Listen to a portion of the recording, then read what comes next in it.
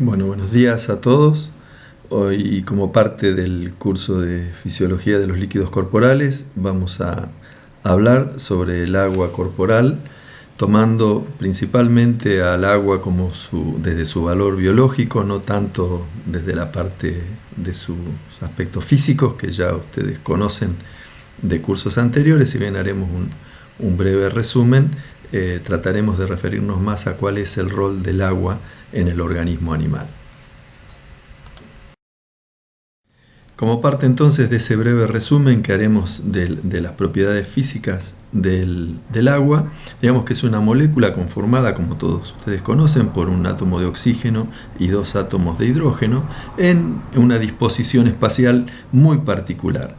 Esos hidrogeniones se disponen formando ángulos de 104.5 grados con respecto al átomo de oxígeno y unidos a él a través de enlaces covalentes. Esta distribución espacial, que no está debidamente equilibrada, genera que haya una concentración de cargas en el sector donde se ubican los átomos de hidrógeno, cargas positivas, mientras que en el lado donde queda liberado el oxígeno se concentran cargas negativas. Esta distribución polar, donde hay un sector de cargas positivas y un sector de cargas negativas, le da esta propiedad al agua que conocemos como la de conformar un dipolo.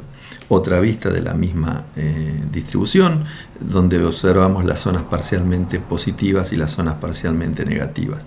Esto hace que el agua tenga, desde el punto de vista químico, una altísima probabilidad de formar uniones puente de hidrógeno, lo cual es el origen de buena parte de las propiedades que tiene el agua como medio de disolución de solutos y buena parte entonces de los beneficios que tiene para los seres vivos.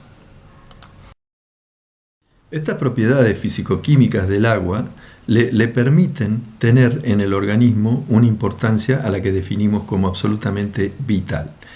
Primer elemento que hace a esa importancia tiene que ver con la acción disolvente, es decir, el agua tiene la mayor capacidad de disolución de todos aquellos solventes que podrían haberse ido seleccionando durante la evolución. Esto no significa que todo elemento pueda ser disuelto en agua, pero sí es cierto que la inmensa mayoría de los solutos pueden ser disueltos en agua y por ello el agua se ha convertido en el medio universal para la disolución en los medios biológicos. Tiene además, como parte de sus propiedades, una elevada fuerza de cohesión. Esto la convierte en una estructura compacta e incompresible, es decir, que no se achica ante la presión, y esto es muy importante, por ejemplo, para entender cómo se produce el movimiento de la sangre. Si lo que se bombeara fuera aire, el aire se comprimiría y se dilataría en función de la presión que recibe. Esto no ocurre con el líquido y por lo tanto al recibir presión solo le queda moverse en dirección hacia adelante. También posee un elevado calor específico. Esto significa que es una molécula o una solución que puede absorber grandes cantidades de calor. Esto es muy importante para eliminar a nivel de los tejidos el exceso de calor que se produce durante el metabolismo, por ejemplo, durante el ejercicio. Y además, ese elevado calor de vaporización que posee también le permite un alto consumo y liberación de energía en los cambios de estado, elemento que también es muy importante para mantener la temperatura corporal de los individuos. Cuando vemos entonces estas acciones, que son solo parte de las más importantes que cumple, entendemos por qué las propiedades del agua son tan importantes para la vida. ¿Por qué entonces estamos hablando de que es tan importante el agua para la vida? Primero que todo, por lo que acabamos de describir, porque consideramos al agua como el medio universal en el cual ocurren los procesos vitales. Es decir, la vida finalmente la podemos, como decía Lavoisier, convertir o desgranar en un proceso químico. Y esos procesos químicos que hacen a todos los procesos vitales ocurren vehiculizados en el agua. De allí entonces que agua sea sinónimo de vida, de procesos vitales. Es además indispensable para una serie de procesos que hacen a la vida, es decir, que sin agua o con carencia de agua, estos procesos se tornan imposibles. El proceso de absorción, todos los nutrientes son llevados al interior del organismo por el proceso de absorción, vehiculizados en agua. todo lo que es transporte, es decir, todo lo que es movimiento de solutos, sustancias en sangre desde un lugar al otro, sean para nutrir a los tejidos o para eliminar desechos de los tejidos, ese transporte ocurre vehiculizado en agua. Todos los procesos de intercambio, cuando nosotros vemos muchas veces en una gráfica, en un libro, que una molécula atraviesa una membrana, todo esto ocurre, todos estos intercambios a un lado y a otro de membrana ocurren vehiculizados en agua. Los procesos de secreción, es decir, todo aquello que el organismo produce y tiene que volcar a la circulación, al tubo digestivo, donde fuere, es vehiculizado en agua. Los procesos de excreción, es decir, todo lo que tiene que ver con la eliminación de los desechos que el propio organismo produce, también son vehiculizados por agua y también resulta vital para regular la temperatura corporal de los seres vivos. Es decir, que cuando vemos qué tipos de procesos, y esto no es todo, pero sí tal vez los más importantes, están dependiendo definitivamente de la presencia del agua, entendemos por qué podemos decir que el agua es fundamental para la vida. Además de lo que acabamos de mencionar, donde claramente surgía por qué el agua resulta vital para la vida, podemos decir que entre otras de sus funciones, actúa como aportante de hidrogeniones o grupos oxidrilos en determinadas reacciones, actúa como lubricante, amortiguador de roce entre distintos órganos, favorece la circulación y la turgencia de los distintos tejidos y da flexibilidad y elasticidad a los tejidos. O sea, entre todo esto, más lo que habíamos visto en la diapositiva anterior, podemos comprender cuál es la verdadera importancia del agua para un ser vivo. Hemos tratado de entender o de comprender cómo es una molécula de agua y cuál es su importancia en un organismo. El próximo concepto que tenemos que tratar de incorporar es que en realidad cuando nosotros observamos un animal, no es una imagen frecuente que nos venga a la mente aquella de que en realidad lo que estamos observando son aproximadamente 2/3 partes de agua. Dicho en otras palabras, si observáramos un animal de unos 600 kilos, prácticamente 400 kilos, esto veremos que cambia dependiendo de la especie y de otras características, pero alrededor de 400 kilos en un animal de 600 kilos son agua. El resto son el resto de los componentes. Y esta es una primera imagen que tenemos que incorporar, porque si no, no vamos a comprender cuál es la distribución del agua dentro de ese organismo, dado que nosotros no observamos agua al ver un animal. De manera más gráfica, cuando nosotros observamos un animal, aproximadamente 60% de lo que vemos en realidad es agua. Más allá de que no la veamos como tal, un 60% es agua. Aproximadamente un 18% son las proteínas, un 15% son las grasas o lípidos y un 7% minerales. Nosotros vemos un conjunto de órganos, de tejidos que conforman el animal, pero el desagregado de ese conjunto nos dice entonces que ese 2/3 aproximadamente corresponde a agua y vamos a tratar de estudiar ahora dónde está ese agua dentro de un animal. Esta distribución del agua dentro del organismo nos lleva a tratar de definir algo que hemos dado en llamar espacios del agua en el organismo. Y llamamos espacio a aquellos sitios de distribución del agua que tienen una composición particular, independientemente de que las moléculas de agua puedan moverse libremente entre los distintos espacios. Los espacios quedan definidos por su propia composición, es decir, es el resto de los componentes lo que determina la conformación de un espacio. El primero de esos espacios es al que llamamos el agua corporal total, es decir, el volumen total de agua que contiene un ser vivo. Lo habíamos definido en aproximadamente un 60% del peso vivo. Ejemplo, un animal de 100 kilos, 60 kilos son moléculas de agua, distribuidas en todo el organismo, todos los tejidos, todos los órganos, cada espacio del organismo tiene agua, algunos más, otros menos, pero ese 60% del peso vivo es agua distribuida en todo el organismo. Pero si vemos hacia el interior de ese individuo, vemos que hay un volumen de agua con una composición, con una conformación muy especial que está retenido en el interior de las células. Esto representa aproximadamente un 40% del peso vivo, es decir, en el animal de 100 kilos, 40 kilos de agua están retenidas en el interior de las células, con una composición de ese espacio muy particular. Insisto con el concepto de que las moléculas de agua pueden moverse libremente hacia el interior y hacia afuera de la célula. Sin embargo, el espacio se encuentra con una composición determinada y siempre en equilibrio mientras haya salud. Además, el 20% restante lo conforma el agua extracelular, es decir, que si sumamos el agua ubicada en el interior de las células y el agua ubicada fuera de las células, tenemos el 60% del peso corporal. A su vez, este agua extracelular está compuesta por el volumen plasmático, que es aproximadamente un 5% del peso corporal, el líquido intersticial, es decir, el agua ubicada en el intersticio, llamamos intersticio a los espacios entre las células en todos los tejidos. En algunos tejidos esto es más significativo, en otros menos, pero todos los tejidos tienen agua en el espacio intercelular. A ese espacio le llamamos intersticio y representa un 15% del peso corporal.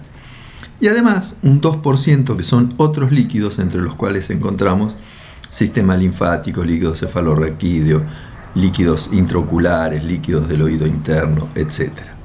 Viendo ahora la composición completa de los distintos espacios del agua, reitero un concepto que dije al principio. Una molécula de agua se puede mover libremente por cualquiera de estos espacios y estar en un momento en uno y al momento siguiente en otro. Pero siempre tiene que ser intercambiada por otro, de manera que cada uno de estos espacios, tanto el del agua intracelular como el del agua extracelular, el plasma, el intersticio, todos ellos mantengan su condición de equilibrio, que es sinónimo de homeostasis y por lo tanto de salud. Cuando recién decíamos que estos espacios mantienen una composición particular, esto también resulta fundamental para la vida. No los vamos a repasar todos, estos cuadros ustedes los conocen, pero aquí vemos claramente como, por ejemplo, el sodio, que tiene una determinada composición en el líquido extracelular, es decir, en el plasma, en el líquido intersticial, de alrededor de 140 miliequivalentes por litro, tiene una concentración muchísimo más baja, de alrededor de 14 miliequivalentes a nivel intracelular. En el otro extremo, el efecto inverso, lo tenemos, por ejemplo, para el potasio, con concentraciones de alrededor de 4 miliequivalentes en el líquido intersticial o extracelular y alrededor de 140 en el intracelular. Otra vez, no los vamos a repetir a todos, pero el concepto es: el agua entre estos espacios se mueve libremente, los solutos no, y es esa composición de ese espacio determinado lo que nos define cómo vamos a definir al espacio intracelular, extracelular o el que fuere. A medida que yo fui hablando, fui expresando que los valores del 60%, del 40%, siempre eran aproximados. Son valores que tomamos como referencia, pero hay una serie de condiciones que determinan variaciones dentro de ciertos límites. Por ejemplo, no es lo mismo los distintos tipos de tejidos. Tenemos tejidos con una altísima composición de agua, por ejemplo el riñón, el pulmón, que rondan el 80%. El corazón, el músculo tienen algo menos, el hígado alrededor del 68%, el esqueleto está alrededor, o sea, el hueso está alrededor del 22%, y el tejido adiposo, curiosamente, es el que menos agua tiene, con aproximadamente un 10%.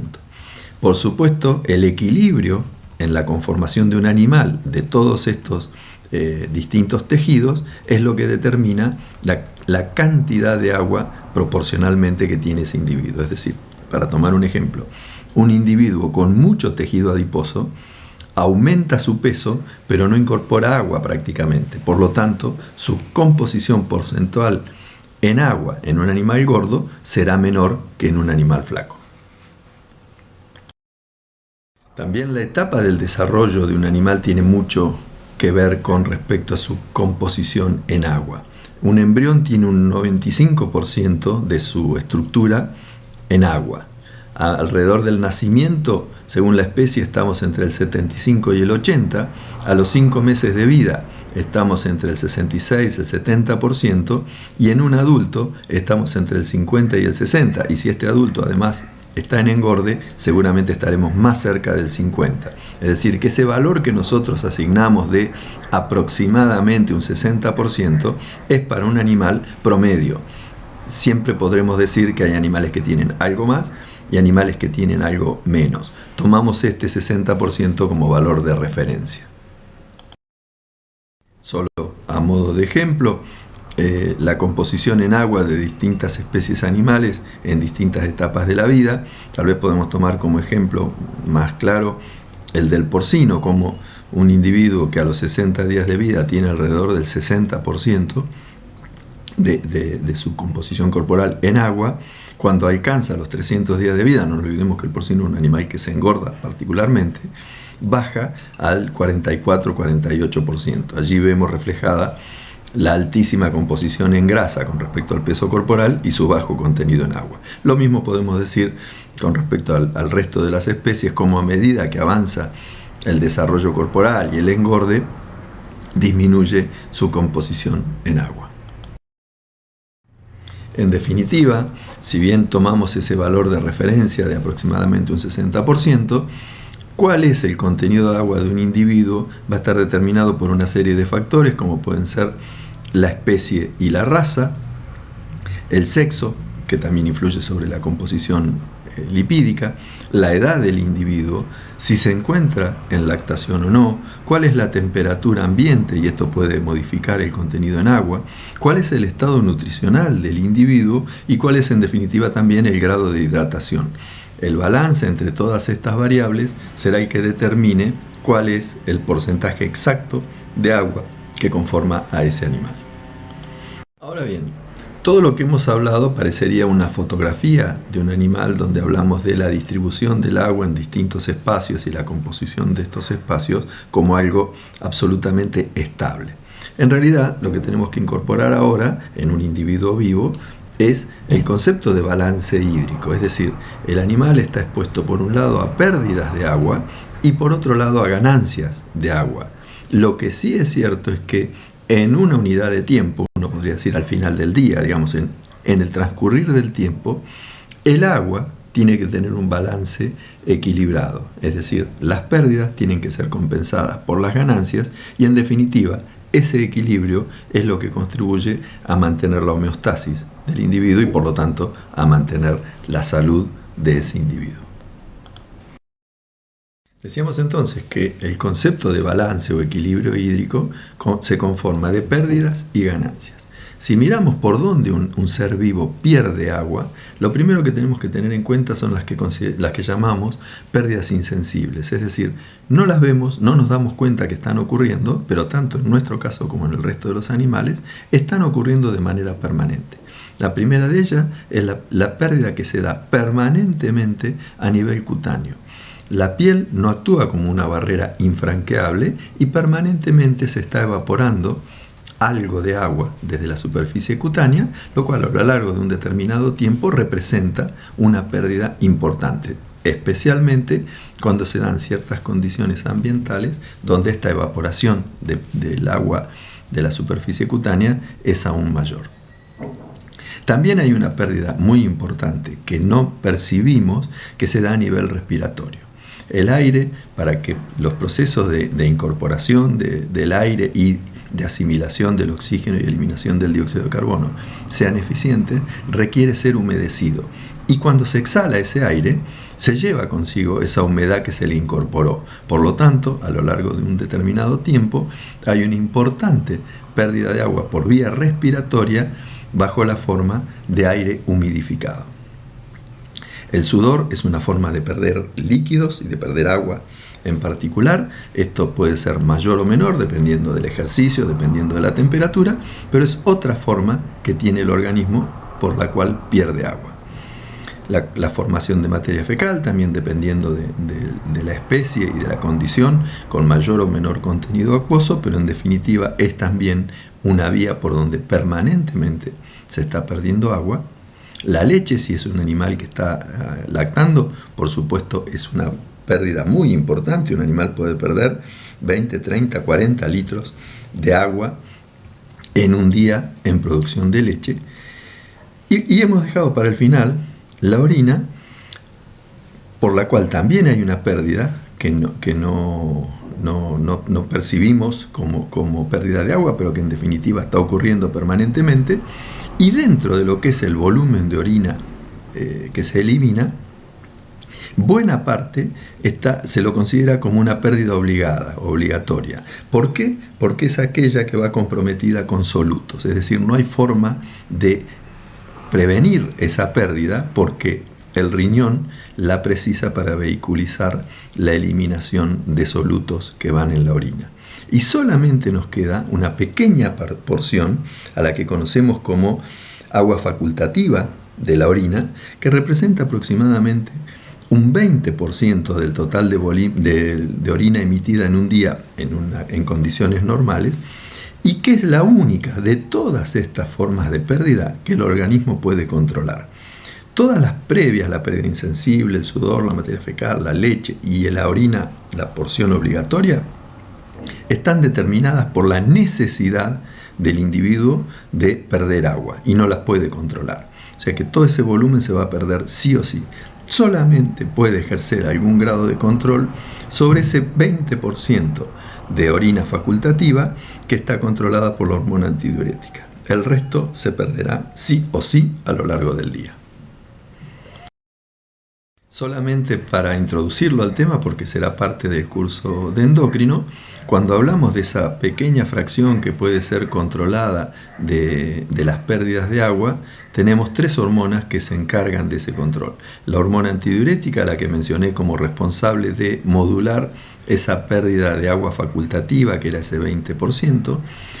La hormona aldosterona, que si bien no actúa directamente sobre el agua, tiene la propiedad de retener sodio, y al retener sodio retiene agua por arrastre. Y el factor natriurético atrial, que por el contrario tiene la propiedad de eliminar sodio a nivel renal y por lo tanto arrastra agua a la pérdida. Estas son las 3 hormonas que pueden llegar a influir sobre el balance hídrico en términos de control de pérdidas de agua. Ahora bien, dijimos que el individuo necesitaba mantener su equilibrio, su balance hídrico en cero. Si todo lo que dijimos recién, a modo de pérdida, es prácticamente, excepto por lo que puede ser controlado a nivel hormonal, es prácticamente obligado, o sea, sabemos que se va a ocurrir sí o sí, tendrá que contraponérsele ganancias de agua que al final de un tiempo determinado equilibren la cantidad de agua presente en un organismo. Esas ganancias de agua se dan, primero, la más clara, la más evidente, a través del agua de bebida. Es decir, cuando el animal toma agua, evidentemente está recuperando volumen de líquido para su organismo luego del proceso de absorción. También tenemos agua en los alimentos. Esto es agua que está presente como tal en lo que el animal consume. Tal vez el ejemplo más claro de esto es cuando uno ve que el animal está pastoreando una pastura con rocío. Bueno, el agua que está comiendo sobre el alimento es agua, en definitiva, y si bien no la está tomando, no la está bebiendo, la está incorporando como tal. También el propio pasto tiene una alta composición en agua, es decir, todos los alimentos tienen agua y por lo tanto es lo que llamamos agua en los alimentos. Es agua que está como tal. Por supuesto que un alimento peleteado tiene mucha menos agua que una pastura. Esto entonces hay que tenerlo en cuenta a la hora de valorar cuánto es el agua que viene en los alimentos. Pero siempre hay agua presente en lo que el animal consume. Y el último elemento es lo que llamamos el agua metabólica. Dijimos recién que el agua en los alimentos es agua que está como tal presente en el alimento. El agua metabólica es agua que se produce luego de que el alimento es metabolizado. Es decir, que las proteínas, los lípidos, los glúcidos sufren el proceso de degradación y como producto final de esa degradación se produce agua. Y en esto se da un hecho algo paradojal. 100 gramos de proteínas producen alrededor de 40 gramos de agua, es decir, un animal que consumió 100 gramos de proteínas, de alguna forma, cuando esas proteínas sean metabolizadas, se van a convertir en 40 gramos de agua. Cuando incorpore 100 gramos de glúcidos, habrá de producir 60 gramos de agua, y lo que decía como paradojal, los lípidos, por su composición en hidrógeno y oxígeno en las moléculas, producen por cada 100 gramos de lípidos consumidos 107 gramos de agua. Tal vez para que les quede más clara la imagen, esto es lo que ocurre, por ejemplo, en el camello, porque el camello tiene tan alta capacidad de soportar la deshidratación en el desierto. Bueno, porque en su joroba lo que incorpora son lípidos. Tiene grasa en la joroba, por eso necesita periodos de descanso en los cuales recupera la cantidad de grasas en la joroba y esas grasas las va metabolizando en la medida que en sus travesías por el desierto no puede ingerir ni alimentos ni líquidos. Genera energía a partir de metabolizar los lípidos, pero también genera una alta cantidad de agua que le permite mantener sus funciones vitales cuando el agua de bebida y el agua en los alimentos no está presente. Esto es solo un ejemplo, pero digamos, la sumatoria del agua que se bebe, más el agua que viene con los alimentos, más el agua metabólica que se produce al degradar los alimentos, conforman las ganancias de agua que tiene un animal para compensar las pérdidas que, como dijimos, en su inmensa mayoría son obligadas. Solo a modo de ejemplo y para realmente valorar lo que significa el aporte de agua y la importancia que hay que asignarle al aporte de agua en un ser vivo, digamos que una vaca de cría en condiciones normales, y esto insisto que depende mucho de las condiciones ambientales, de la dieta que recibe, pero recibe aproximadamente 55 litros diarios de agua, mientras que una vaca en plena lactación puede llegar a necesitar 160 litros de agua de consumo. Y esto además fuertemente influenciado por la temperatura ambiental y la salinidad del agua que también modifica su consumo. Solamente a modo de ejemplos de que cuando consideramos un sistema de producción, el aporte de agua potable, de agua de calidad, en cantidad suficiente, resulta fundamental cuando esto lo multiplicamos por 500, 1000 o 2000 cabezas de ganado. Otra vez lo mismo, solamente a modo de ejemplo, como dependiendo del estado metabólico del animal, su situación, por ejemplo, una cerda en lactancia consume aproximadamente 20-30 litros de agua por día. Otra vez, para un solo animal esto no resulta mucho, pero cuando consideramos sistemas de producción donde se juntan cientos o miles de animales, realmente el aporte de agua en calidad, pero también en cantidad, resulta vital para mantener las condiciones de producción. Tomando otra vez el ejemplo del cerdo, no importan ahora los valores, ustedes tienen sobre la izquierda lo que son las ganancias, el agua de bebida, el agua metabólica y el agua en los alimentos, sobre la derecha las distintas pérdidas por orina, respiratoria, en las heces, agua retenida en los tejidos. En definitiva, el valor en rojo es el que nos importa. A lo largo de un determinado tiempo, puede ser 24 horas, las ganancias se tienen que equilibrar con las pérdidas. Esto es fundamental. Puede ocurrir que temporalmente una de las dos predomine, pero en el largo tiempo este equilibrio se tiene que respetar. Los ingresos tienen que equivaler a los egresos de manera de poder sostener la homeostasis corporal. En resumen, el organismo busca mantener su equilibrio acuoso. Cuando no lo logra, puede suceder que haya un exceso de agua en el organismo, lo que conocemos, lo verán en patología seguramente, como intoxicación hídrica, que es también una forma patológica por exceso de agua, o una carencia de agua, lo que llamamos deshidratación, que puede adquirir la forma de una deshidratación simple por pérdida de agua o con aumento de la osmolaridad de los líquidos corporales. En definitiva, o por exceso o por carencia. En los dos casos entramos en patología. El equilibrio, realmente el balance que termine en cero, es lo que el animal necesita. Esto ha sido entonces un breve recorrido sobre el metabolismo del agua y su participación en la vida del animal. Por supuesto, les pedimos que lo completen con el material la lectura del material que se les provee de la cátedra y de los libros correspondientes. Muchas gracias.